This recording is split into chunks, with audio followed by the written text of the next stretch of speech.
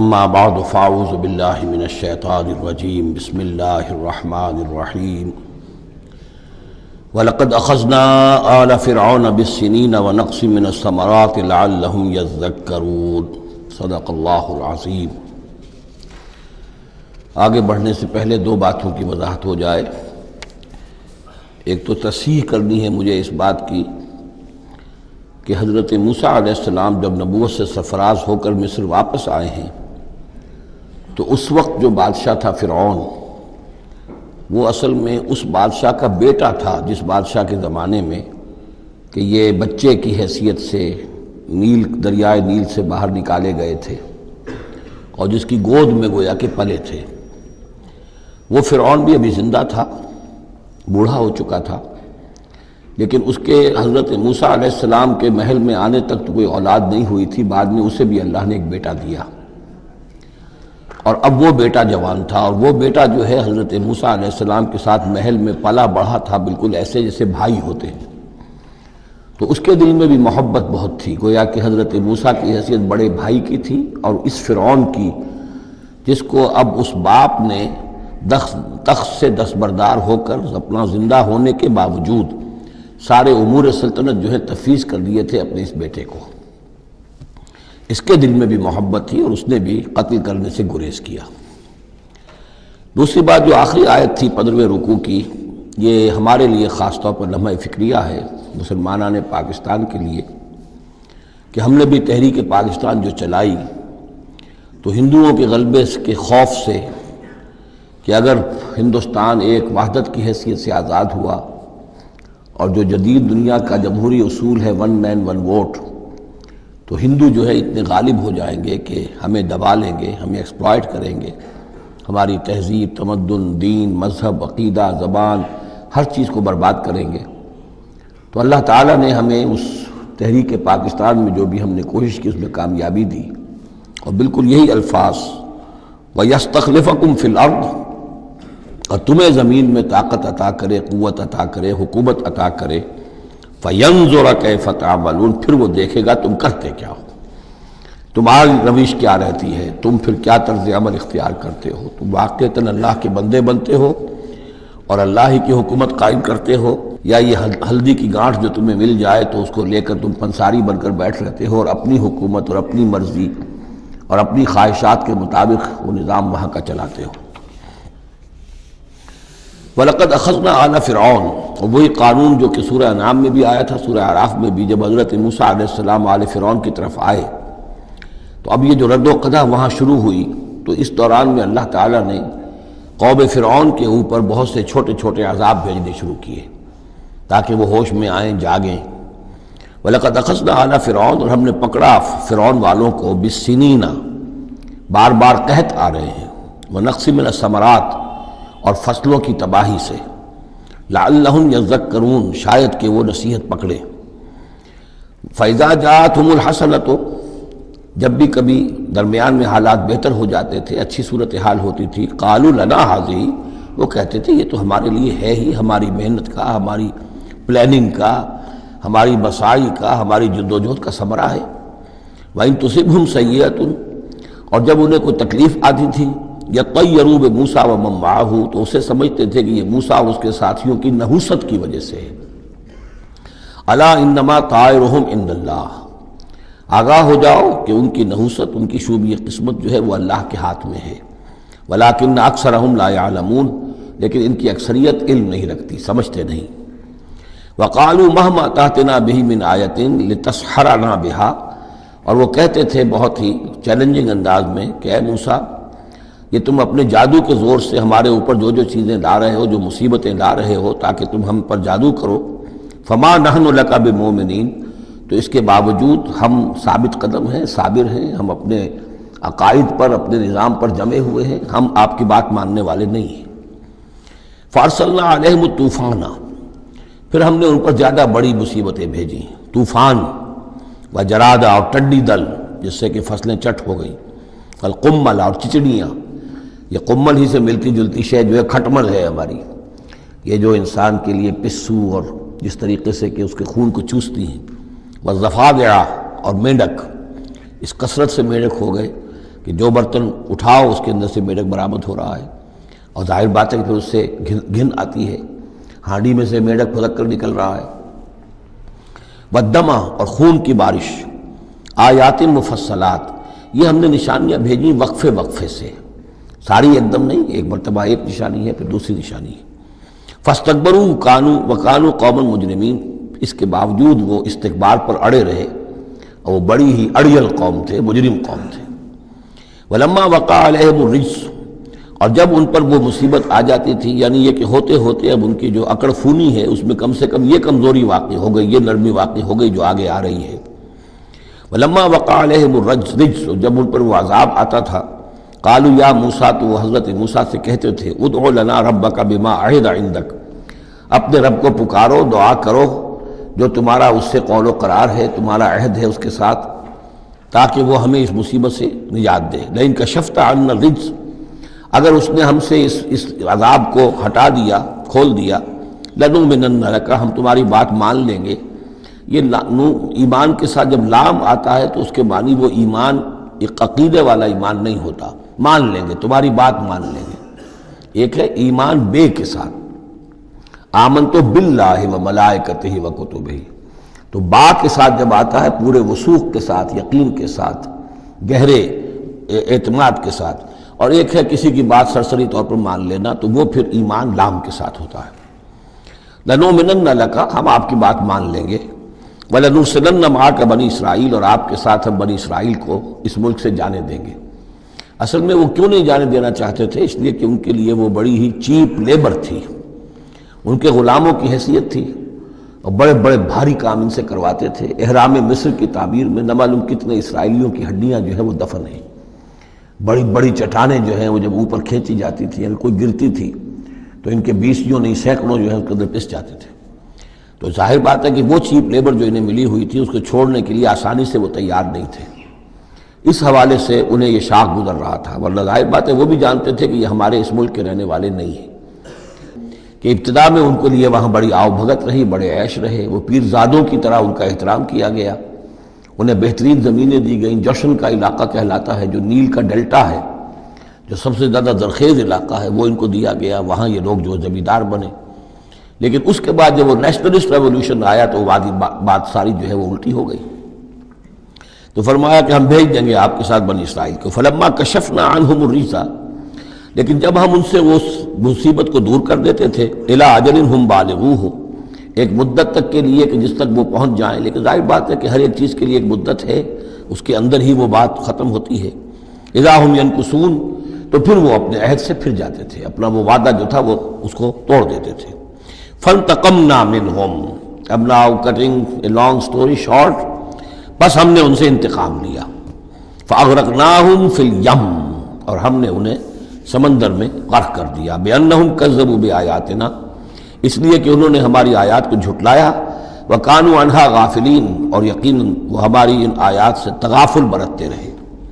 وَأَوْرَثْنَا الْقَوْمَ الَّذِينَ كَانُوا يُسْتَضْعَفُونَ مَشَارِقَ الْأَرْضِ وَمَغَارِبَهَا الَّتِي بَارَكْنَا فِيهَا، اور وارث بنا دیا ہم نے اس زمین کے مشرق و مغرب کا جس کو کہ ہم نے بابرکت بنایا ہے۔ یہاں میں مشارق الارض آ کر ذرا بات کے سمجھنے میں مشکل ہو جاتی ہے، یہ خاص ایک ترتیب ہے رزم کے حوالے سے۔ مراد یہ ہے کہ اس زمین کا وارث بنا دیا جس زمین کو ہم نے بابرکت بنایا ہے، اس کے مشرق اور مغرب پر قبضہ دلا دیا اس قوم کو کہ جس کو دبا لیا گیا تھا۔ یہ زمین فلسطین ہے، ارض فلسطین، اس لیے کہ قرآن مجید میں بھی ہے الذی بارکنا حولہ، سبحان الذی اسری بعبدہ لیلا من المسجد الحرام الی المسجد الاقصی الذی بارکنا حولہ لنریہ من آیاتنا۔ تو یہ سرزمین فلسطین جو ہے یہ اس اعتبار سے بھی مبارک ہے کہ سینکڑوں انبیاء یہاں رہے اور دفن ہوئے، حضرت ابراہیم علیہ السلام کے بعد سے لے کر، اور یہ کہ نہ معلوم کتنے طویل عرصے تک یہ انبیاء کا مدفن بھی رہا اور ان کا مسکن بھی رہا۔ پھر یہ کہ بڑی زرخیز علاقہ بھی ہے۔ تو ہم نے اس قوم کو کانوا یستضعفون، جو دبا لیے گئے تھے، مصر میں جو دبے ہوئے تھے، پسے ہوئے تھے، ان کو وارث بنا دیا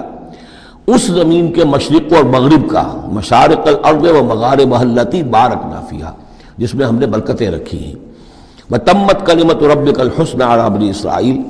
اور تیرے رب کی اچھی بات، اچھا وعدہ بنی اسرائیل کے حق میں پورا ہو گیا بما صبروا، جو صبر انہوں نے کیا، یعنی جو بھی سختیاں آئیں حضرت موسیٰ علیہ السلام کے ساتھ، جو بھی لوگ ان میں سے ایمان لائے تھے انہوں نے واقعتاً ثابت قدمی دکھائی، اور یہ کہ اس صبر کی وجہ سے اللہ تعالیٰ کا وعدہ ان پر پورا ہوا۔ وَدَمَّرْنَا مَا كَانَ يَصْنَعُ فِرْعَوْنُ وَقَوْمُهُ، اور ہم نے تباہ و برباد کر دیا جو کچھ کے بنایا تھا فرعون نے اور اس کی قوم نے، وَمَا كَانُوا يَعْرِشُونَ، اور جو وہ اونچے اونچے کرتے تھے، محل بناتے تھے یا کچھ اور اونچی اونچی ٹٹیاں چڑھاتے تھے اپنی انگوروں کی بیلوں کے لیے، ان سب کو ہم نے جو ہے ختم کر کے رکھ دیا۔ اب یہ جو تھا ان کا سفر مصر سے اور جو یہ صحرائے سینا تک آئے، اس کا تذکرہ جو ہے کئی مرتبہ اس سے پہلے مدنی صورتوں میں بھی آ چکا ہے، لیکن اب کچھ واقعات وہ بیان ہو رہے ہیں کہ جو اس ایکسوڈس کے بعد، اسے ایکسوڈس کہتے ہیں، کتاب الخروج، یعنی یہ جو باب ہے اولڈ ٹیسٹمنٹ کا، ایکسوڈس، نکلنا، مصر سے نکلنا، اس کے حالات۔ وَجَاوَزْنَا بِبَنِي إِسْرَائِيلَ الْبَحْرَ، اور پار اتار دیا ہم نے بنی اسرائیل کو سمندر کے یا دریا کے، فَأَتَوْا عَلَىٰ قَوْمٍ، تو ان کا گزر ہوا، پہنچے وہ ایک ایسی قوم پر، يَعْكُفُونَ عَلَىٰ أَصْنَامٍ لَهُمْ، جو اعتکاف کرتے تھے اپنے اپنے بتوں کا۔ یہ لفظ ذرا یہاں پر نوٹ کیجئے، اعتکاف کرنا۔ اصل میں جو فلسفہ ہے بت پرستی کا، جسے کہ آج کے دور میں ڈاکٹر رادھا کرشنن، جو ایک زمانے میں ہندوستان کے صدر بھی رہے ہیں، بہت بڑے فلسفی تھے، بلکہ ایک دور میں یوں سمجھیے کہ دنیا میں دو ہی فلسفیوں کا ڈنکا بج رہا تھا، ایک فلسفی مذہبی قسم کا اور وہ ڈاکٹر رادھا کرشنن تھے، اور ایک فلسفی ملحد قسم کا وہ برٹرنڈ رسل تھا، اور یہ دونوں تقریباً ایک ہی عمر کے ہم عمر، اور دونوں ہی 90 سے اوپر ہو کر فوت ہوئے ہیں۔ تو ڈاکٹر رادھا کرشنن نے ہندوستان کے فلسفے کو گویا کہ زندہ کر دیا اپنی تصنیفات کے ذریعے سے۔ اس نے بت پرستی کا جو فلسفہ بیان کیا وہ یہ کہ ہم یہ نہیں سمجھتے کہ ان بتوں میں کچھ ہے، یہ تو اصل میں بت تو ہم کسی ڈیٹی، کوئی بھی دیوی یا دیوتا کے نام پر مناتے ہیں، اس کے دھیان کرنے کے لیے، کنسنٹریشن نہیں ہو سکتی، خوگرے پیکرے محسوس ہے انسان کی نظر۔ انسان جو ہے مراقبہ کرتا ہے، اگر آپ جو مراقبہ کرنا چاہتے ہیں، اللہ کے ساتھ دھیان لگانا چاہتے ہیں، کیسے لگائیں؟ لیکن اگر کسی تصویر کو سامنے رکھ لیں تو پھر توجہ کو مرکوز کرنا آسان ہو جائے گا۔ یہ ہے ان کا فلسفہ بت پرستی کا۔ تو اعتکاف اسی کو کہتے ہیں کہ سال میں یہ 10 دن آدمی نکال لے کہ اپنی توجہات کو ہر چیز سے، دنیاوی معاملات سے، ان سے ہٹا کر اور اللہ تعالیٰ کی ذات پر وہ مرکوز کرے، ذکر پر، توجہ پر اور دعا پر، مناجات پر، یہ اعتکاف ہے۔ تو انہوں نے بت اپنے بنائے ہوئے تھے اور ان بتوں کا اعتکاف کرتے تھے۔ قالوا یا موسیٰ اجعل لنا الہا کما لہم آلہہ، انہوں نے کہا کہ اے موسیٰ ہمارے لیے بھی کوئی الہ بنا دو، معبود بنا دو، کوئی ایسی نشانی ہو جس کو کہ ہم ذریعہ بنائیں، اس کے اوپر اعتکاف کریں، گیان دھیان کا مرکز اس کو بنا لیں۔ قال انکم قوم تجہلون، حضرت موسیٰ نے فرمایا کہ تم جہل کا ارتکاب کر رہے ہو، کیا بات کہہ رہے ہو؟ ان ہؤلاء متبر ما هم فیہ، یہ لوگ جس چیز میں ہیں یہ تو ہلاک ہونے والے ہیں، برباد ہونے والے ہیں۔ وباطل ما كانوا يعملون، اور جو کچھ یہ کر رہے ہیں وہ سب باطل ہے، اس کی کوئی حقیقت نہیں ہے۔ قال غیر اللہ ابغیکم الہا، حضرت موسیٰ نے فرمایا کہ کیا میں اللہ کے سوا تمہارے لیے کوئی الہ تلاش کروں؟ وَهُوَ فَضَّلَكُمْ عَلَى الْعَالَمِينَ، اور اس نے تو تمہیں فضیلت دی ہے تمام جہان والوں پر۔ وَإِذْ أَنْجَيْنَاكُمْ مِنْ آلِ فِرْعَوْنَ، اور ذرا یاد کرو جب کہ ہم نے تمہیں نجات دی آل فرعون سے۔ یسومونکم سوء العذاب، یہ الفاظ جو کہ تم سورہ بقرہ میں بھی آئے ہیں اور اس کے بعد بھی آئے ہیں۔ یسومونکم سوء العذاب، وہ تمہیں مبتلا کیے ہوئے تھے بدترین عذاب میں۔ یقتلون ابناءکم ویستحیون نساءکم، وہ قتل کر ڈالتے تھے تمہارے بیٹوں کو اور زندہ رکھتے تھے تمہاری بیٹیوں کو۔ وفی ذالکم بلاء من ربکم عظیم، اور یقیناً اس میں تمہاری رب کی طرف سے بہت بڑی آزمائش تھی۔ وَوَعَدْنَا مُوسَىٰ 30 لَيْلَةً، اور ہم نے بلایا موسیٰ کو 30 راتوں کے لیے، عام طور پر دن رات، لیکن یہ کہ عربی میں جو محاورہ ہے وہ رات ہی کا ذکر کرتے ہیں۔ 30 راتوں کے لیے وَأَتْمَمْنَاهَا بِعَشْرٍ،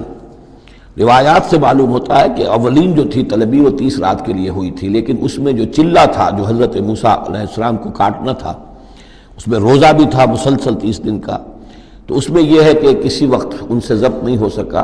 اور مسواک کر لی تھی، وہ جو روزے کی وجہ سے منہ کے اندر ایک طرح کی بو پیدا ہو جاتی ہے، اس کو برداشت نہ کر سکے، تو اس کی پاداش میں، اب یہ روایات ہیں، میں نہیں کہہ سکتا کہ کس حد تک ان میں صحت ہے، فَأَتْمَمْنَاهَا بِعَشْرٍ، تو مکمل کر دیا ہم نے اس مدت کو 10 دن سے، اور فَتَمَّ مِيقَاتُ رَبِّهِ 40 لَيْلَةً، تو وقت مدت پوری ہو گئی اس کے رب کی، یعنی 40 راتیں۔ یہیں سے ہمارے ہاں تصوف میں اہل صوفیہ نے 40 کا یہ چلہ کشی، 40 دن 40 رات کا چلہ کاٹنا، یہ جو ہے نکالا ہے۔ وقال موسیٰ لأخیہ ہارون، اور کہا موسیٰ نے اپنے بھائی ہارون سے علیہ السلام، اخلفنی فی قومی، آپ میری نیابت کیجئے میری قوم میں جا رہا ہوں، مجھے اللہ تعالیٰ نے طلب فرمایا کوہ طور پر، واصلح، اور دیکھیے اصلاح کرتے رہیے، ولا تتبع سبیل المفسدین، اور فساد مچانے والوں کے راستے کی پیروی نہ کیجیے گا۔ ولما جاء موسیٰ لمیقاتنا، اور جب موسیٰ پہنچے ہمارے وقت مقرر پر، وکلمہ ربہ، اور ان سے کلام کیا ان کے رب نے، قال رب ارنی انظر الیک، انہوں نے درخواست کی پروردگار مجھے اپنا دیدار عطا فرما، مجھے دکھا کہ میں تجھے دیکھوں۔ قال لن ترانی، اللہ نے فرمایا تم مجھے ہرگز نہیں دیکھ سکتے، ولکن انظر الی الجبل، لیکن ذرا اس پہاڑ کو دیکھو، فإن استقر مکانہ، اگر وہ اپنی جگہ پر کھڑا رہ جائے، برداشت کر جائے ہماری تجلی کو، فسوف ترانی، تو تم بھی سوچنا کہ شاید ہمیں دیکھ سکو۔ فلما تجلی ربہ للجبل، جب اللہ نے اپنی ایک تجلی ڈالی پہاڑ پر، اب یہ جلی کہتے ہیں روشن چیز کو، جلی شے روشن، تجلی یہ باب تفاعل ہے، کسی شے کا خود روشن ہو جانا، تو اللہ تعالیٰ کی یہ ذات کی تجلی ہے کہ جو پہاڑ پر ڈالی گئی، جعلہ دکن، جس سے کہ وہ پہاڑ جو ہے وہ بالکل ریزہ ریزہ ہو گیا۔ وخر موسیٰ صاعقا، اور حضرت موسیٰ علیہ السلام بھی تجلی باری تعالیٰ کے اس بالواسطہ مشاہدے کے نتیجے میں بھی وہ بے ہوش ہو کر گر پڑے۔ فلما افاقا، جب انہیں افاقہ ہوا، ہوش میں آئے، قال سبحانک، اب انہوں نے کہا اے اللہ تو پاک ہے، تبت الیک، میں تیری جناب میں توبہ کرتا ہوں کہ میں نے جسارت کی تھی، میں نے جو ہے اپنی حیثیت سے بڑھ کر تجھ سے سوال کر لیا تھا، وانا اول المومنین، اور میں پہلا ہی ہوں ایمان لانے والا، بغیر دیکھے تجھے ماننے والا ہوں۔ قال یا موسیٰ انی اصطفیتک علی الناس برسالاتی، اللہ نے فرمایا موسیٰ میں نے تمہیں چن لیا ہے لوگوں پر، تمام انسانوں میں سے تمہیں چنا ہے، پسند کیا ہے اپنے پیغام کے لیے، رسالات کے لیے، وبکلامی، اور اپنے کلام کے لیے۔ یہ ایک خاص مقام ہے، امتیازی مقام ہے حضرت موسیٰ کا۔ کلم اللہ موسیٰ تکلیما، فخذ ما آتیتک وکن من الشاکرین، تو لے لو جو میں تمہیں دے رہا ہوں اور بن جانا شکر کرنے والوں میں، یعنی یہ الواح جو ہیں جو ہم دے رہے ہیں اس میں احکام لکھے ہوئے ہیں، یہ تم لے لو اور ان کا حق ادا کرو۔ وَكَتَبْنَا لَهُ فِي الْأَلْوَاحِ، اور ہم نے لکھ دیا اس کے لیے تختیوں پر،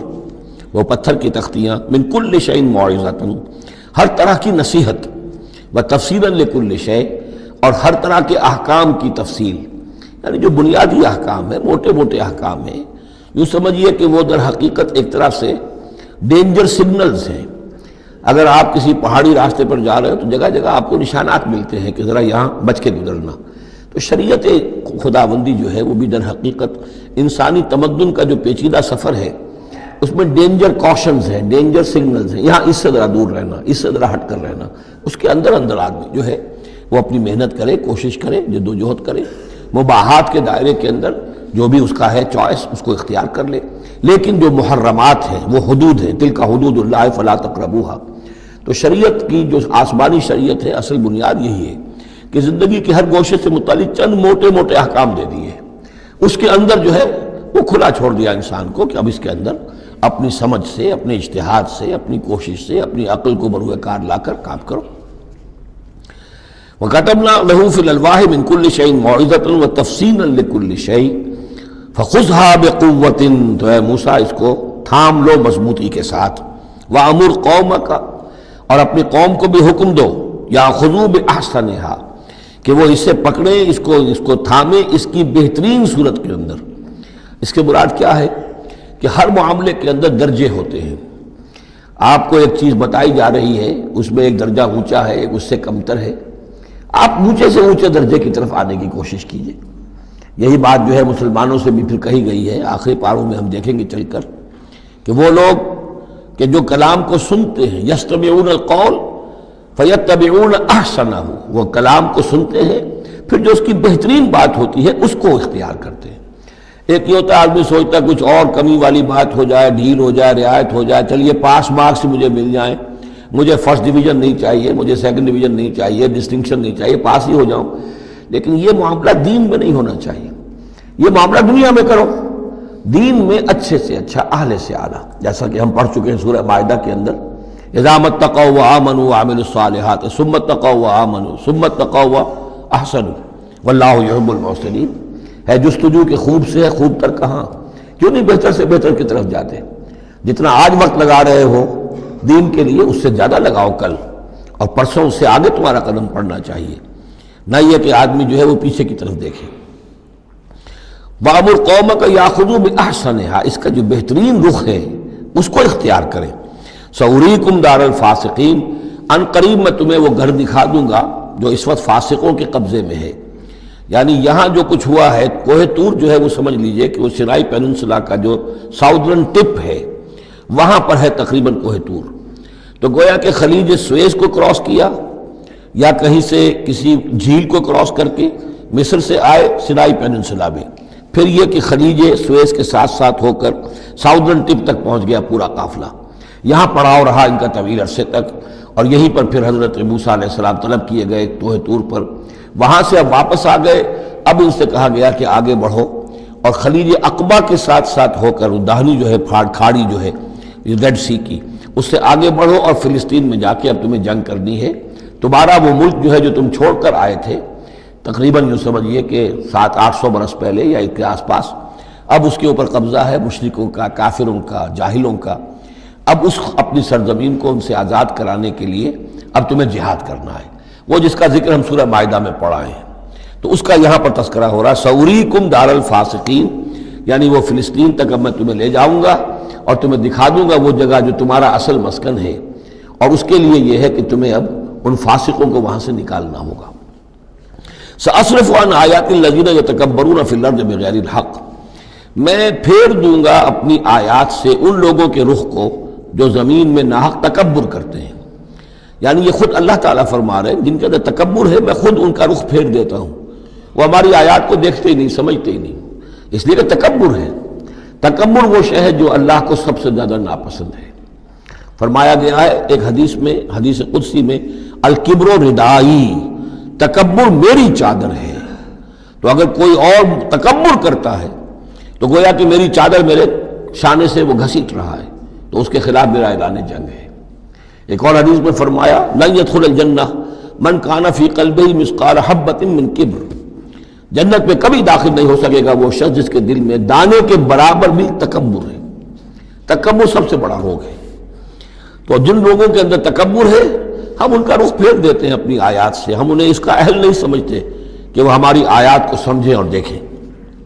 وَإِن يَرَوْا كُلَّ آیَةٍ لَا يُؤْمِنُوا بِهَا، اور اگر وہ سرسری طور پر دیکھ بھی لے، ساری نشانیاں دیکھ لیں، تب بھی وہ ایمان لانے والے نہیں ہیں۔ وَإِن يَرَوْا سَبِيلَ الرُّشْدِ لَا يَتَّخِذُوهُ سَبِيلًا، اور اگر وہ دیکھ بھی لے کامیابی کا اور سعادت کا اور ہدایت کا راستہ، تب بھی اس راستے کو اختیار نہیں کریں گے۔ وَإِن يَرَوْا سَبِيلَ الْغَيِّ يَتَّخِذُوهُ سَبِيلًا، اور جب بھی ان کے سامنے آئے گا کجی کا راستہ، ٹیڑھ کا راستہ، گمراہی کا راستہ، اسے وہ اختیار کریں گے۔ یعنی یہ ساری چیزیں ان کی کس وجہ سے ہے کہ ان کے دلوں میں تکبر ہے۔ ذالک بانہم کذبوا بآیاتنا، یہ اس لیے کہ انہوں نے ہماری آیات کو جھٹلایا اپنے تکبر کی بنیاد پر، وکانوا عنہا غافلین، اور اس سے تغافل برتتے رہے۔ والذین کذبوا بآیاتنا ولقاء الآخرۃ، اور جو لوگ بھی جھٹلائیں گے ہماری آیات کو اور آخرت کی ملاقات کو، حبطت اعمالہم، ان کے سارے اعمال حبط ہو جائیں گے۔ اپنی جگہ وہ بڑی نیکیاں کما رہے ہوں، جیسے کہ قریش مکہ تھے، ہم کعبے کی خادم ہیں، کعبے کی خدمت کر رہے ہیں، کعبے کو صاف رکھتے ہیں، حاجیوں کو دودھ پلاتے ہیں، پانی پلاتے ہیں، ان کے سارے عمل حق اکارت ہو جائیں گے۔ هل یجزون الا ما كانوا یعملون، اور ان کو نہیں دیا جائے گا بدلے میں مگر وہی کچھ جو وہ کرتے تھے۔ واتخذ قوم موسیٰ من بعدہ من حلیہم عجلا جسدا لہ خوار، اور بنا لیا موسیٰ کی قوم نے ان کے بعد، حضرت موسیٰ علیہ السلام جب چلے گئے کوہ طور پر تو پیچھے یہ ایک فتنہ اٹھا ہے، سامری، یہ سامری جو ہے اس نے فتنہ اٹھایا، اور جو کچھ ان لوگوں کے پاس، اسرائیلیوں کے پاس جو ان قبطیوں کے زیورات بہت سے رکھے ہوئے تھے امانتاً، وہ بھی جانتے تھے کہ یہ قوم، یہ چونکہ ابراہیم کی نسل میں سے ہیں تو یہ امانت دار ہیں، جب یہ وہاں سے چلے تو وہ سارے جو ہیں وہ زیورات بھی وہ لے کر آ گئے تھے اپنے دشمنوں کے، ان زیورات کو لے کر اس نے گلایا، آگ میں تمایا، گلایا، اور اس سے ایک بچھڑے کی شکل بنائی، اور کچھ ایسی کاریگری رکھی کہ اس میں سے ہوا جب گزرتی تھی ایسے سوراخ رکھ دیے کہ اس میں سے ایسی آواز آتی تھی جیسے کہ بچھڑا جو ہے وہ بول رہا ہے، اور اس نے کہا یہ ہے تمہارا خدا۔ یہ موسیٰ تو بھول گیا، موسیٰ کو مغالطہ ہو گیا، وہ کہاں گیا ہے، کس خدا سے ملنے گیا، خدا تو یہ ہے۔ اور اس میں بھی ایک اور بات دوسری جگہ پر آ جائے گی، یہاں تو نہیں ہے، کہ حضرت موسیٰ علیہ السلام اصل میں اپنے اشتیاق اور محبت اور شوق اور جذبے کی وجہ سے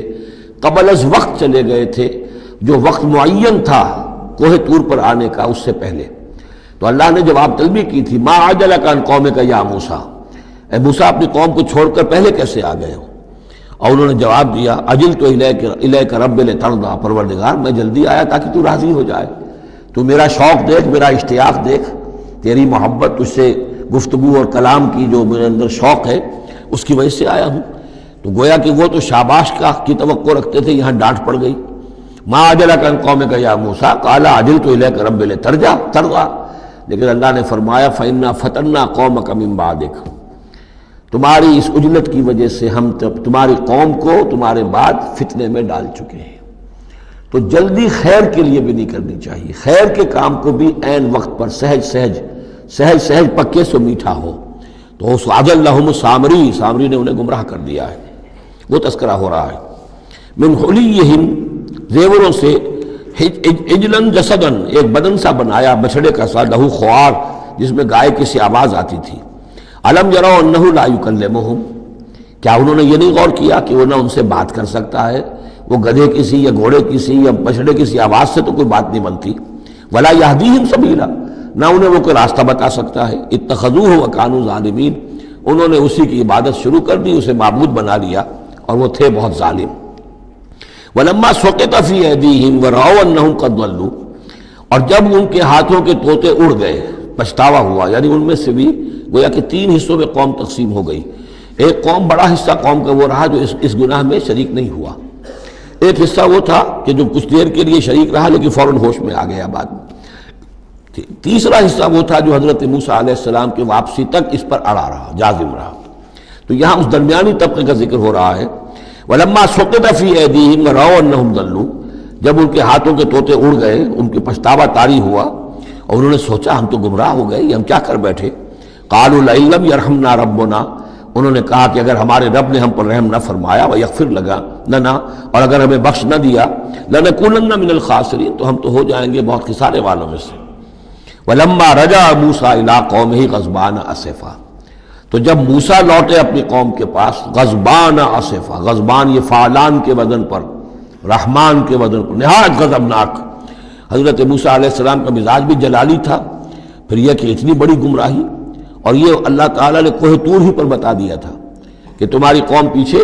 فتنے میں پڑ چکی ہے اور وہ گمراہ ہو چکی ہے۔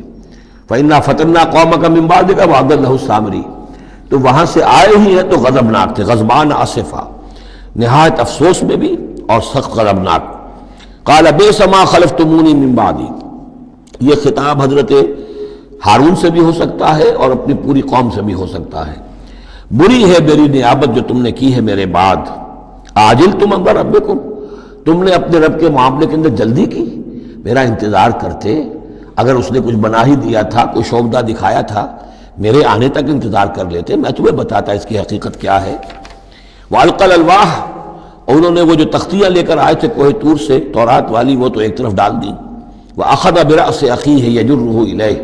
اور غضبناک ہو کر اپنے بھائی حضرت ہارون علیہ السلام کے سر کے بال پکڑ لیے اور اپنی طرف کھینچا غصے میں، یہ تم نے کیا کیا، میرے پیچھے یہ میں تمہیں خلیفہ بنا کر گیا تھا۔ قال ابن امہ، انہوں نے کہا اے میرے ماں جائے، اے میرے ماں کے بیٹے، ان القوم استضعفونی، قوم نے مجھے دبا لیا تھا، مجھے بے بس کر دیا تھا، وقادوا یقتلوننی، اور وہ تو میرے قتل پر آمادہ ہو گئے تھے، میں نے انہیں روکا، میں نے منع کیا، لیکن وہ اس درجے اس معاملے کے اندر آگے بڑھ گئے تھے، قادوا یقتلوننی، وہ تو مجھے قتل کرنے پر آمادہ تھے۔ فلا تشمت بی الاعداء،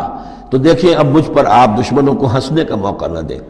ایک تو آپ کے پیچھے انہوں نے مجھے دبایا، میری توہین کی، مجھے قتل کرنے تک پر آمادہ ہو گئے، اب وہ دیکھیں گے کہ موسیٰ بھی آئے ہیں تو میرے بال آپ پکڑ کر کھینچ رہے ہیں اور میری توہین کر رہے ہیں، تو اس پر تو دشمن اور ہنسے گا۔ فلا تشمت بی الاعداء، شماتت اعداء یہ ہمارے ہاں پھر اردو زبان میں محاورہ ہے۔ ولا تجعلنی مع القوم الظالمین، اور مجھے ان ظالموں کے ساتھ نہ کر دیجئے، میں ان کے ساتھ نہیں ہوں، نہ میں نے ان کے ساتھ اتفاق کیا ہے، میں روکتا رہا، منع کرتا رہا۔ قال رب اغفر لی ولأخی، اب حضرت موسیٰ نے دعا کی اللہ سے، پروردگار بخش دے مجھے بھی اور میرے بھائی کو بھی، وادخلنا فی رحمتک، اور ہمیں داخل فرما اپنی رحمت میں، وانت ارحم الراحمین، اور یقیناً تو ہے تمام رحم کرنے والوں میں سب سے بڑھ کر رحم فرمانے والا۔ ان الذین اتخذوا العجل سینالہم غضب من ربہم، اب یہ فیصلہ انہوں نے دیا، یقیناً جن لوگوں نے اس بچڑے کو اپنا معبود بنایا،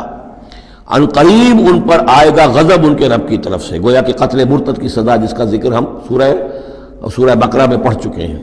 وَذِلَّةٌ فِي الْحَيَاةِ الدُّنْيَا، دنیا میں ذلت بھی آئے گی، وَكَذَلِكَ نَجْزِي الْمُفْتَرِينَ، اور اسی طریقے سے بہتان باندھنے والوں کو، جھوٹ گھڑنے والوں کو ہم جزا دیتے ہیں۔ وَالَّذِينَ عَمِلُوا السَّيِّئَاتِ ثُمَّ تَابُوا مِن بَعْدِهَا وَآمَنُوا، البتہ جن لوگوں نے کچھ دیر کے لیے یہ غلط کام کیا تھا لیکن پھر وہ توبہ کر لی انہوں نے، من بعدہا اس کے بعد، وآمنوا اور ایمان لے آئے، ان ربک من بعدہا لغفور الرحیم، تو یقیناً اس کے بعد آپ کا رب جو ہے غفور الرحیم ہے۔ جن سے عارضی طور پر یہ بات ہو گئی تھی پھر انہوں نے توبہ کر لی، ان کے لیے تو مغفرت ہے، اللہ تعالیٰ معاف فرمائے گا، غفور الرحیم ہے۔ البتہ جو اب تک اس پر اڑے رہے ہیں ان کے لیے یہ حد جاری کی جائے گی۔ یہ بالکل ایسے ہی جیسے سورہ مائدہ میں ہم نے پڑھا ہے محاربے والی آیت میں، کہ اگر کوئی ڈاکو ہیں، راہزن ہیں، کوئی ملک کے اندر فساد مچا رہے ہیں، تو اگر اس سے پہلے کہ تم ان پر قابو پاؤ اگر وہ توبہ کر لیں تو پھر ان کے لیے معاملہ اور ہوگا، پھر ان کے ساتھ نرمی بھی ہو سکتی ہے، معاف بھی کیا جا سکتا ہے، لیکن اگر قابو پا لو تو پھر ان کی سزا بہت سخت ہے، لیکن قابو پانے سے پہلے توبہ کر لے تو ان کے لیے نرمی۔ اسی طرح یہاں معاملہ ہے۔ وَلَمَّا سَكَتَ عَن مُوسَى الْغَضَبُ، جب موسیٰ کا غصہ کو ٹھنڈا پڑا، أَخَذَ الْأَلْوَاحَ، اب انہوں نے وہ تختیاں اٹھائیں، وَفِي نُسْخَتِهَا هُدًى وَرَحْمَةٌ لِّلَّذِينَ هُمْ لِرَبِّهِمْ يَرْهَبُونَ، اور اس کی تحریر میں لکھا ہوئی تھی رحمت، ہدایت بھی اور رحمت بھی ان لوگوں کے حق میں جو اپنے رب سے ڈرتے ہیں، اپنے رب کا تقوی اور خوف رکھتے ہیں۔ وَاخْتَارَ مُوسَىٰ قَوْمَهُ 70 رَجُلًا لِّمِيقَاتِنَا، اب ایک تو سزا دے دی گئی، ایک تو پرج ہو گئی، اور یہودی جو ہیں جنہوں نے کہ آخری وقت تک اس کے اوپر قائم رہے انہیں قتل کر دیا گیا۔ اب اس کے بعد ایک اجتماعی توبہ کے لیے حضرت موسیٰ علیہ السلام نے اپنی قوم کے 70 سرکردہ افراد کو لیا، واختارا چن لیا، اختارا موسیٰ قومہ 70 رجلا لمیقاتنا، اللہ تعالیٰ ہی نے طلب فرمایا ہے، ہمارے وقت مقررہ کے لیے چن لیے موسیٰ نے اپنی قوم میں سے 70 سرکردہ افراد۔ فلما اخذتهم الرجفۃ، جب وہ آئے ہیں کوہ طور پر یا اس کے قریب تو ان کے اوپر کپ کپ کی طاری ہو گئی یا زلزلے نے آ پکڑا، یعنی وہ ایک سخت ترین جو ہے ان کے لیے پھر خوفناک صورت پیدا کر دی گئی۔ قال رب، حضرت موسیٰ نے عرض کیا پروردگار،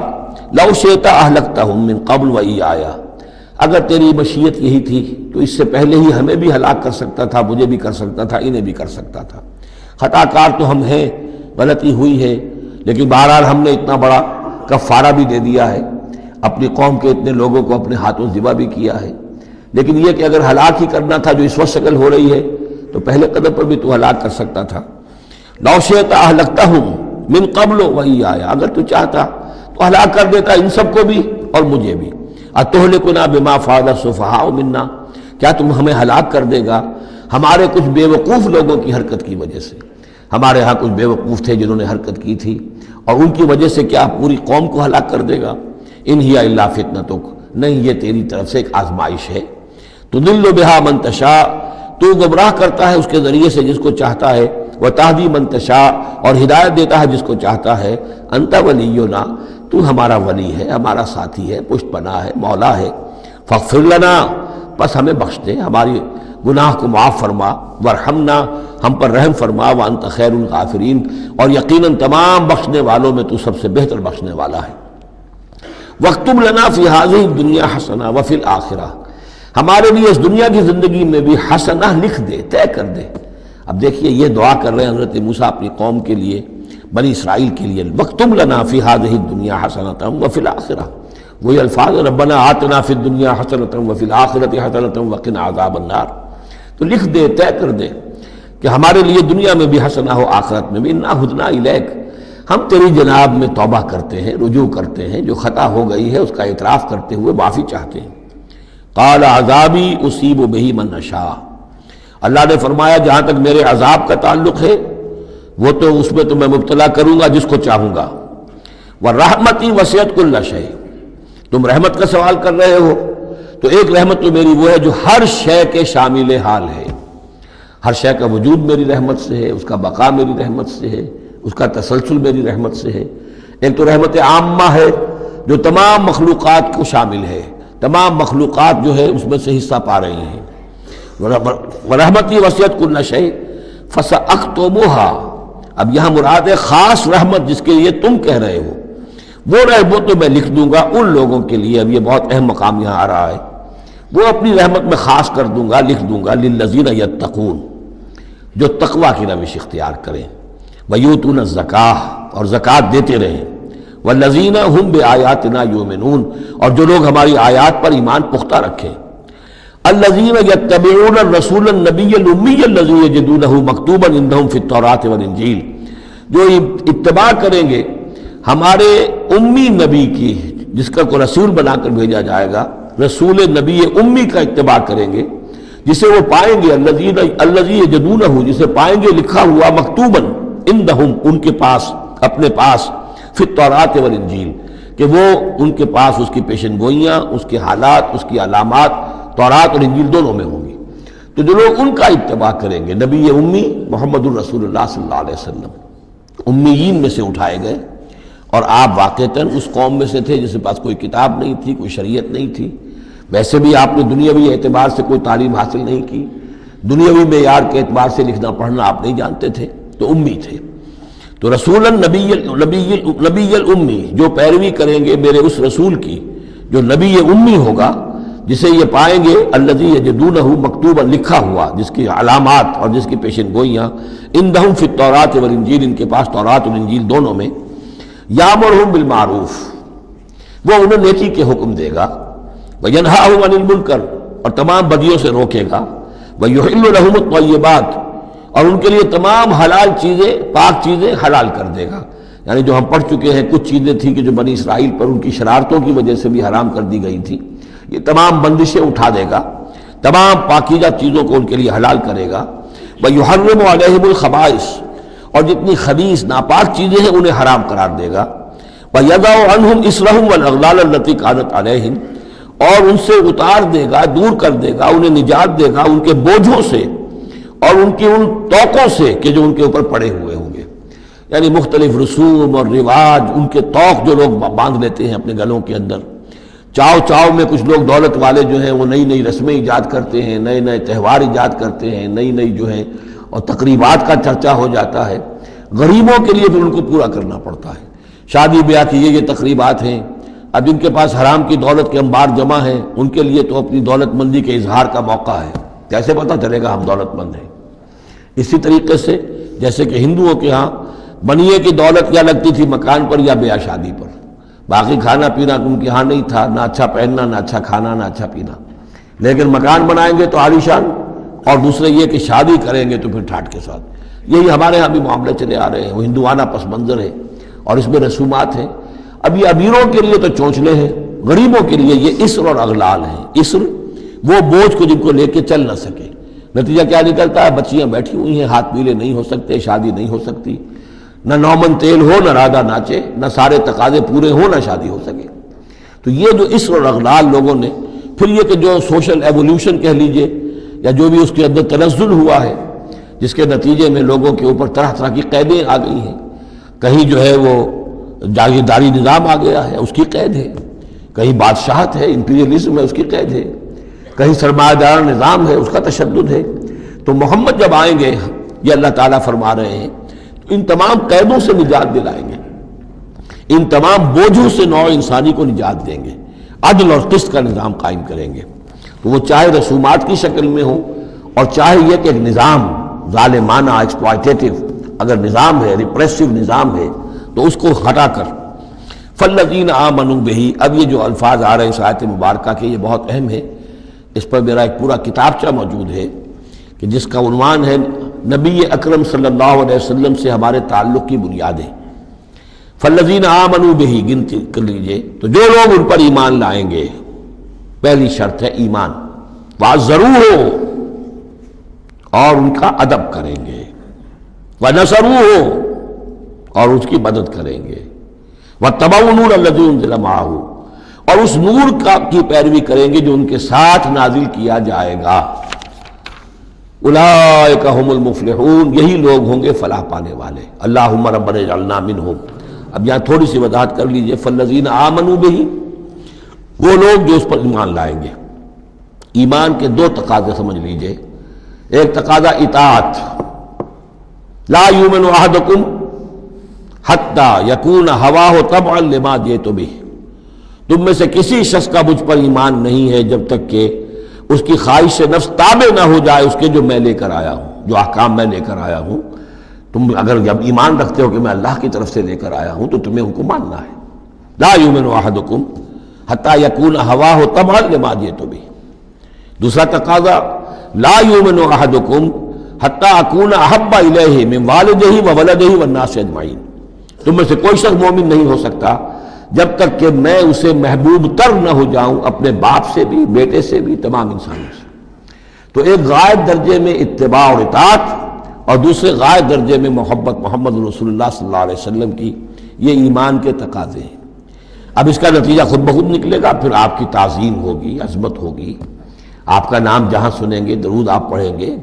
یہ ساری چیزیں جو ہیں، اور یہ کہ جہاں آپ کا کوئی قول آپ کو سنایا جائے فوراً زبان بند ہو جانی چاہیے۔ پھر یہ نہیں کہ اپنی عقل جو ہے آدمی لڑا رہا ہے، ہاں اس کی تحقیق ہو سکتی ہے کہ واقعتاً یہ حضور نے فرمایا یا نہیں فرمایا، یہ حدیث ضعیف ہے، مضبوط ہے، کیسی ہے، لیکن اس وقت خاموش ہونا ضروری ہے۔ جب کسی نے کہا یہ حدیث ہے، ہو سکتا ہے کہ حدیث صحیح ہو اور حضور کی طرف اس کی نسبت جو ہے وہ صحیح ہو، مضبوط ہو، لہذا فوری طور پر اپنی زبان بند کر دینا یہ ادب کا تقاضا ہے۔ تو وعزروہ ہو ونصروہ ہو، اور مدد کرے۔ مدد کس کام میں؟ حضور نے ذاتی تو اپنی کوئی امپائر بلڈ نہیں کی، نہ آپ نے اپنے لیے کوئی جاگیر بنائی، نہ کوئی جائیداد بنائی، کس کام کے لیے نصرت چاہیے تھی اللہ کے دین کے لیے، اس کے غلبے کی جد و جہد ہو، اس کے لیے بھیجے گئے محمد صلی اللہ علیہ وسلم، هو الذی ارسل رسولہ بالہدی ودین الحق لیظہرہ علی الدین کلہ، اور اس کے لیے پکار ہے من انصاری اللہ، یہ میرا فرض منصبی ہے، اللہ کا دین مجھے غالب کرنا ہے، یہ میری ذمہ داری ہے، کون ہے جو میرا ہاتھ بٹھائے، میرا مددگار بنے۔ تو یہ میدان اب بھی کھلا ہوا ہے، دین پہلے غالب ہوا تھا، پھر مغلوب ہو گیا، اور اب تو مغلوب ہے پوری دنیا میں، کہیں بھی ہم ایک انچ زمین نہیں دکھا سکتے جہاں کہہ سکے دنیا سے، نوع انسانی سے کہ آؤ اور دیکھو یہاں یہ اصل دین موجود ہے بتمام و کمال۔ تو وہ مشن جو ہے محمد رسول اللہ صلی اللہ علیہ وسلم کا، وہ اب بھی زندہ ہے، لہذا اس کی مدد کرنی ہے۔ واتبعوا النور الذی انزل معہ، اور اس مشن کی تکمیل میں جو راستہ ہے، جو طریقہ اللہ نے بتایا ہے، وہ اس قرآن کے ذریعے سے ہے، تذکیر قرآن سے، تبلیغ قرآن کی، انذار قرآن سے، تبشیر قرآن سے، تعلیم قرآن کی، یتلو علیہم آیاتہ ویعلمہم الکتاب والحکمۃ ویزکیہم، اس کے ذریعے سے لوگوں کو کھینچو، لوگوں کو نکالو گندگیوں میں سے اور اندھیروں میں سے، لوگوں کے اندر ایمان کی شمع روشن کرو، پھر انہیں منظم کرو، جمع کرو، پھر باطل سے ٹکراؤ۔ فالذین آمنوا بہ وعزروہ ونصروہ واتبعوا النور الذی انزل معہ، تو جو لوگ ان پر ایمان لائیں گے اور ان کی تعظیم کریں گے اور ان کی مدد کریں گے اور اس نور کی پیروی کریں گے جو ان کے ساتھ نازل کیا جائے گا، یعنی قرآن مجید حضور کے ساتھ یہ نازل کیا گیا، بھیجا گیا۔ اولئک ھم المفلحون، یہی لوگ ہوں گے فلاح پانے والے۔ اللہم ربنا اجعلنا منہم۔ قل یا ایھا الناس، اب ظاہر بات ہے کہ وہ لمبی بات کو اب یہاں پہ ختم کرتے ہوئے کہ اب حضور صلی اللہ علیہ وسلم تشریف لے آئے، اب یہی بات اس کے حوالے سے اب آپ سے کہا جا رہا ہے کہ اے نبی، جو خبر دی تھی اس وقت ہم نے موسیٰ کو، اور جو ہم نے کہہ دیا تھا کہ جو رحمت ہے ہماری خصوصی وہ انہی لوگوں کے لیے ہوگی تم میں سے کہ جو محمد عربی صلی اللہ علیہ وسلم پر ایمان لے آئیں گے، تو اب کہہ دیجئے ڈنکے کی چوٹ، قل یا ایھا الناس، کہہ دیجئے اے لوگوں۔ اور یہ پھر بہت نوٹ کرنے کے قابل ہے کہ ہم نے اب تک جتنے رسولوں کا تذکرہ سنا ہے، پڑھا ہے سورہ اعراف میں، وہ یا قوم یا قوم یا قوم، اے میری قوم کے لوگوں، لیکن محمد رسول اللہ کی امتیازی شان یہ ہے کہ یہ قوم کی طرف مبعوث نہیں ہوئے، صرف پوری نوع انسانی کی طرف۔ جیسے سورہ بقرہ کے 3 رکوع کی پہلی آیت میں نے حوالہ دیا تھا، یا ایھا الناس اعبدوا ربکم الذی خلقکم والذین من قبلکم لعلکم تتقون۔ تو یہ آفاقی رسالت ہے، عالمی رسالت ہے، انسانی سطح پر ہے۔ قل یا ایھا الناس انی رسول اللہ الیکم جمیعا، میں اللہ کا رسول ہوں تمہاری طرف، سب کی طرف۔ الذی لہ ملک السماوات والارض، یہ بات 5 مرتبہ قرآن میں کہی گئی ہے مختلف الفاظ میں کہ حضور کی بعثت پوری نوع انسانی کے لیے ہے، جس میں سب سے نمایاں آیت وہ ہے وَمَا أَرْسَلْنَاكَ إِلَّا كَافَّةً لِلنَّاسِ بَشِيرًا وَنَذِيرًا، ہم نے نہیں بھیجا ہے محمد آپ کو مگر پوری نوع انسانی کے لیے بشیر اور نذیر بنا کر۔ باقی یہ کہ اور مختلف اسالیب میں 4 مرتبہ اور یہ بات آئی ہے کہ آپ کی بعثت جو ہے کسی خاص قوم، کسی خاص ملک، کسی خاص رنگ اور نسل کے لوگوں، کسی خاص قبیلے کی طرف نہیں ہے، بلکہ پوری نوع انسانی کی طرف ہے۔ قل یا ایھا الناس انی رسول اللہ الیکم جمیعا الذی لہ ملک السماوات والارض، میں اس اللہ کا رسول ہوں جس کے لیے آسمان اور زمین کی بادشاہی ہے۔ لا الہ الا ہوا، اس کے سوا کوئی معبود نہیں۔ یحیی و یمیت، وہی زندہ رکھتا ہے اور وہی موت وارد کرتا ہے۔ فآمنوا باللہ، تو ایمان لاؤ اللہ پر، ورسولہ النبی الامی الذی، اور اس کے اس رسول پر جو نبی امی ہے، اور جو یؤمن باللہ وکلماتہ، جو ایمان رکھتا ہے اللہ پر اور اس کے کلام پر، اس کے کلمات پر، اس کی باتوں پر، واتبعوہ، اور اس کی پیروی کرو، لعلکم تہتدون، تاکہ تم ہدایت پاؤ۔ یہ گویا کہ اعلان عام ہوا محمد رسول اللہ صلی اللہ علیہ وسلم کا کہ وہ جو بات اللہ تعالیٰ نے حضرت موسیٰ سے کہی تھی یہ اس کے مطابق میری بعثت ہوئی ہے۔ اور اب گویا کہ جیسا کہ میں نے آپ کو بتایا تھا یہ تمہید ہے، تیاری ہو رہی ہے، چونکہ مدینے کی طرف سفر کرنا ہے۔ یہ صورت پہلے نازل ہو گئی ہے تاکہ وہ ذہن تیار ہو جائے اس کے لیے کہ اب یہود کے 3 بڑے بڑے قبیلے وہاں پر آباد ہیں، ان سے براہ راست اب سابقہ پیش آئے گا۔ ابھی تک براہ راست خطاب یہود سے نہیں ہوا، یا بنی اسرائیل سے کوئی خطاب نہیں، گفتگو ہو رہی ہے محمد رسول اللہ سے یا اہل مکہ سے یا حضور کی وساطت سے مسلمانوں سے۔ لیکن یہ کہ وہ باتیں ساری وہ آ رہی ہیں کہ جن کا اب محل جو ہے واضح ہو جائے گا ہجرت کے بعد۔ وَمِن قَوْمِ مُوسَىٰ أُمَّةٌ يَهْدُونَ بِالْحَقِّ وَبِهِ يَعْدِلُونَ، اور موسیٰ کی قوم میں یقیناً کچھ لوگ ایسے تھے، امتن ایسے لوگ تھے کہ جو حق کی ہدایت دیتے تھے۔ یعنی یہ تو نہیں ہو سکتا اتنے جلیل القدر پیغمبر کے کوئی بھی ساتھی نہ ہو، حواری نہ ہو، یا بڑی اکثریت ان کی جو ہے ناہنجاروں پر رہی مشتمل، لیکن بہرحال ان کے ساتھ ایک جماعت ان کے حواریین کی، ان کے ساتھیوں کی۔ وَمِن قَوْمِ مُوسَىٰ أُمَّةٌ يَهْدُونَ بِالْحَقِّ وَبِهِ يَعْدِلُونَ، ایسی قوم ان کے اندر رہی ہے، قوم موسیٰ میں سے ایسے لوگ، ایسی جماعت جو حق ہی کی ہدایت بھی دیتے تھے اور حق ہی کے ساتھ فیصلے بھی کرتے تھے، عدل بھی کرتے تھے۔ وَقَطَّعْنَاهُمْ اثْنَتَيْ عَشْرَةَ أَسْبَاطًا أُمَمًا، اور ہم نے انہیں علیحدہ علیحدہ کر دیا 12 بڑی بڑی قبیلوں کی جماعت میں، اسباط امما، بار جماعتیں بن گئی علیحدہ علیحدہ، ان کی امتیں بن گئیں، علیحدہ قبیلے بن گئے، کیونکہ یہ 12 بیٹے تھے حضرت یعقوب علیہ السلام کے،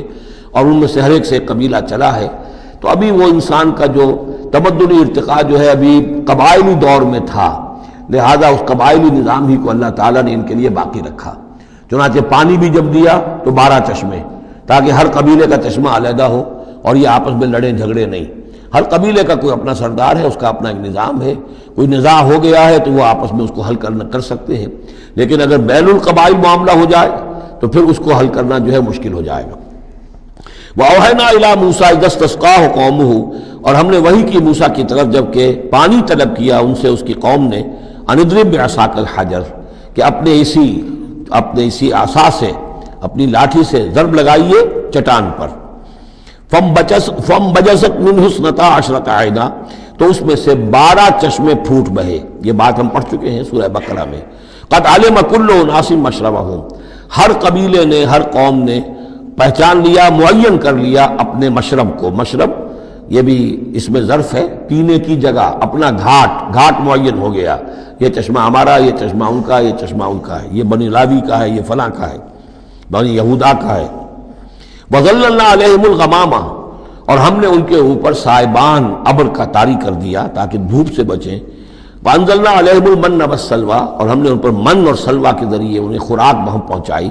اتارا ان پر ہم نے من اور سلوہ۔ کلوا من طیبات ما رزقناکم، کھاؤ ان پاکیزہ چیزوں میں سے کہ جو ہم نے تمہیں رزق میں دی ہیں۔ وما ظلمونا، اور انہوں نے کوئی ہم پر ظلم نہیں کیا. ہم پر کیا ظلم کر سکتے تھے؟ ہمارا کیا بگاڑ سکتے تھے؟ وما ظلمونا، انہوں نے ہمارا کیا بگاڑا، ہمارا کیا بگاڑ لیں گے. ایک حدیث قدسی میں آتا ہے کہ میرے بندو، اگر تم سب کے سب اولین اور آخرین اور انس اور جن سب بدترین جیسے ہو سکتا ہے تم میں سے کوئی شخص ویسے بن جاؤ، تب بھی میرے خزانے میں کوئی کمی نہیں آئے گی. اور تم سب کے سب اولکم و آخرکم و انسکم و جنکم سب کے سب مل جاؤ اور بہترین میرے مطیع بن جاؤ، میرے بندگی کرنے والے بن جاؤ، میرے خزانے میں کوئی اضافہ نہیں ہوگا، میں تو غنی ہوں.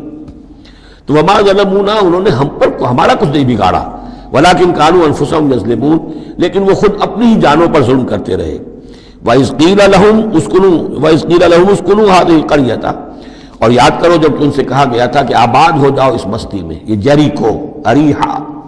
پہلا شہر فلسطین کا کہ جو یوشع ابن نون، جوشوا، ان کی سرکردگی میں جب بنی اسرائیل نے قتال کیا ہے پھر، تو یہ پہلا شہر فتح ہوا. جب ان سے کہا گیا کہ اب اس میں تم رہ سکتے ہو، بس جاؤ. وَكُلُوا مِنْهَا حَيْثُ شِئْتُمْ، اور اس میں سے جو بھی چاہو، جہاں سے بھی چاہو تم کھاؤ. وَقُولُوا حِطَّةٌ، اور دیکھو استغفار کرتے رہو، کہتے رہو اے اللہ ہمارے گناہ جھاڑ دے، ہماری کوتاہیاں، ہماری جو بھی کوئی کمیاں رہ گئی ہیں ان کو پورا کر دے. وَادْخُلُوا الْبَابَ سُجَّدًا، اور جب داخل ہو شہر کے دروازے میں تو سر جھکا کر داخل ہو، تمہاری گردنیں اکڑی ہوئی نہ ہوں. نغفر لکم خطیئاتکم، ہم تمہاری جو بھی خطائیں ہیں وہ بخش دیں گے، جو بھی غلطیاں ہوئی ہیں، فروغ گزاشتیں ہوئی ہیں، ان سب سے درگزر فرمائیں گے. سنزید المحسنین، اور نہ صرف یہ کہ وہ خطائیں معاف کر دیں گے، جو ان میں سے محسن ہوں گے تم میں سے انہیں تو اب اور دیں گے، ان کے درجات بلند کریں گے، ان کو اور اونچے سے اونچے مراتب عطا کریں گے. فبدل الذین ظلموا منہم قولا غیر الذی قیل لہم، تو بدل دیا ان میں سے جو ظالم تھے، گناہ گار تھے، ایک ایسی بات کو کہ جو ان سے کہی گئی تھی اس کی بجائے. یعنی وہ کہا گیا تھا حطۃ حطۃ حنطۃ حنطۃ، ہمیں گیہوں چاہیے، گیہوں چاہیے. فارسلنا علیہم رجزا من السماء، تو ان پر ہم نے آسمان سے ایک عذاب بھیج دیا. جن لوگوں نے وہ غلط حرکت کی تھی ان پر پلیگ آئی، بما کانوا یظلمون، بسبب ان کے اس ظلم کے جو انہوں نے اپنے آپ پر کیا تھا.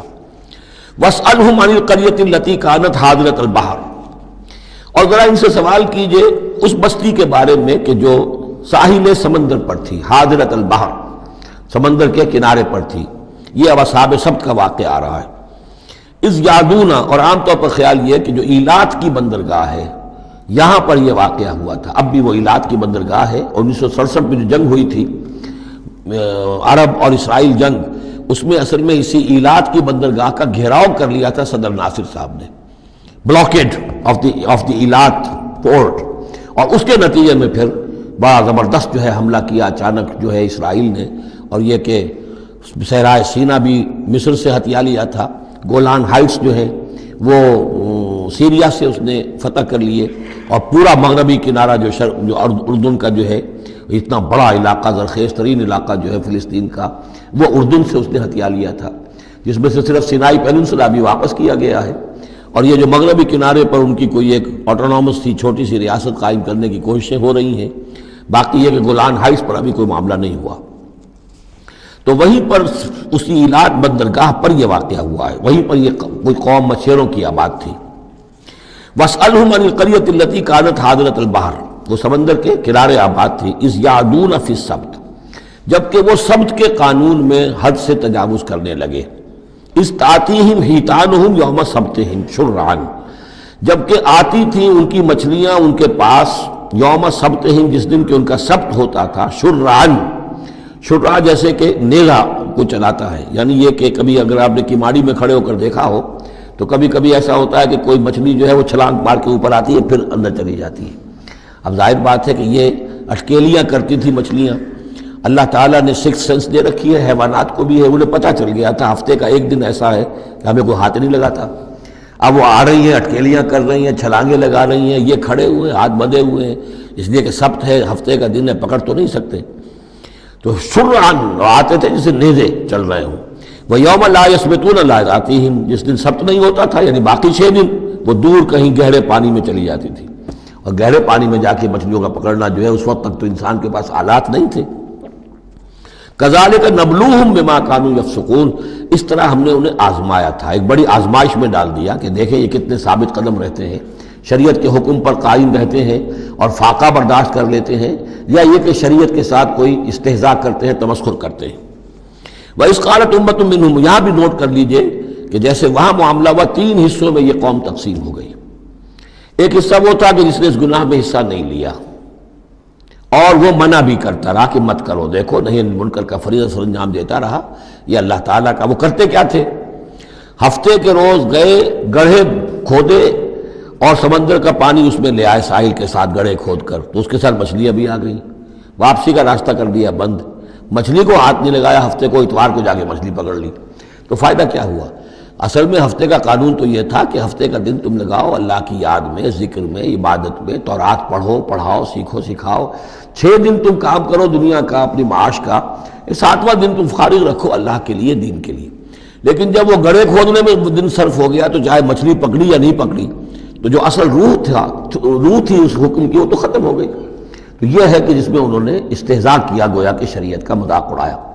اب ایک تو وہ تھے کہ جنہوں نے نہ تو اس جرم میں حصہ لیا اور وہ منع بھی کرتے رہے،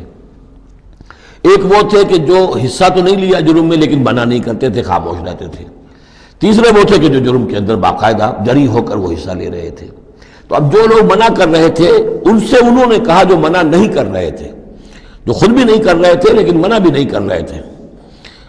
اس قالت امت، جب کہا اس درمیانی طبقے نے، منہم، ان میں سے، لما تعظون قوما اللہ مہلکہم، کیوں واعظ کر رہے ہو ان لوگوں کو، کیوں اپنے آپ کو ہلکان کرتے ہو کہہ کہ تم، اور نہیں المنکر کا فریضہ سر انجام دے دے کے تھک گئے ہو، یہ قوم اب ماننے والی نہیں ہے،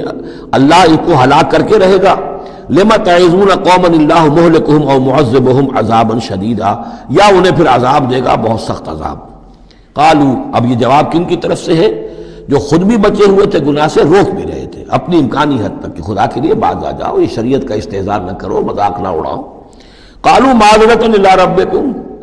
انہوں نے کہا کم سے کم اپنے رب کے ہاں ہم عذر تو پیش کر سکیں گے کہ اے پروردگار، ہم آخری وقت تک انہیں روکتے رہے، ہم نہیں منکر کا فرض سر انجام دیتے رہے، ہم نے اپنی بات نہیں چھوڑی، ہم نہ صرف یہ کہ اس گناہ سے خود بچے رہے بلکہ ان گناہ گاروں کو بھی روکتے رہے۔ وَلَعَلَّهُمْ يَتَّقُونَ، اور یہ اس سے بھی زیادہ اہم ہے، اور کیا پتہ ہو سکتا ہے ان میں تقویٰ پیدا ہو جائے۔ کیسے آپ کہہ سکتے کسی ایک بندے کی سمجھ میں آ جائے، کوئی ایک شخص تائب ہو جائے؟ تو جیسا کہ حضور کی حدیث ہے، حضرت علی سے خطاب کر کے آپ نے فرمایا، لا یہدی اللہ بک رجلا واحدا خیر لک من حمر النعم، اگر اللہ تمہارے ذریعے سے علی ایک شخص کو بھی ہدایت دے دے تو یہ تمہارے لیے سرخ اونٹوں سے بڑھ کر دولت ہے۔ تو اگر ایک بھی بچ جائے، لعلہم یتقون، فلما نسوا ما ذکروا بہ، تو پھر جب انہوں نے نظر انداز کر دیا اس نصیحت کو جو انہیں کی جا رہی تھی، یعنی لگے رہے اپنے اس جرم کے اندر، انجینا الذین ینہون عن السوء، ہم نے بچا لیا ان کو جو کہ بدی سے روکتے تھے، عذاب سے بچے ہیں صرف وہ جو بدی سے روکتے تھے۔ وَأَخَذْنَا الَّذِينَ ظَلَمُوا بِعَذَابٍ بَئِيسٍ بِمَا كَانُوا يَفْسُقُونَ، اور پکڑ لیا ہم نے ان کو کہ جو اس ظلم میں، گناہ میں اور شریعت کا استہزاء کرنے میں کہ جو مجرم تھے، ان کو ایک بہت ہی برے عذاب میں پکڑا، ان کی اس ناہنجاری کی وجہ سے، سرکشی کی وجہ سے، نافرمانی کی وجہ سے۔ فلما عتوا عما نہوا عنہ، جب وہ بڑھ گئے، چڑھ گئے، بہت ہی آگے بڑھ گئے ان چیزوں میں جن سے ان کو روکا گیا تھا، قلنا لہم کونوا قردۃ خاسئین، تو ہم نے کہہ دیا کہ اب ہو جاؤ بندر، ذلیل بندروں کی شکل میں ان کی صورتیں جو ہیں وہ تبدیل کر دی گئی۔ یہ ہے وہ مکمل واقعات جس کا حوالہ اس سے پہلے کئی بار آ چکا ہے۔ سب سے پہلے سورہ بقرہ میں بھی آیا تھا، اس کی تفصیل یہاں آ گئی ہے۔ بارک اللہ لی و لکم فی القرآن العظیم و نفعنی و ایاکم بالآیات والذکر الحکیم۔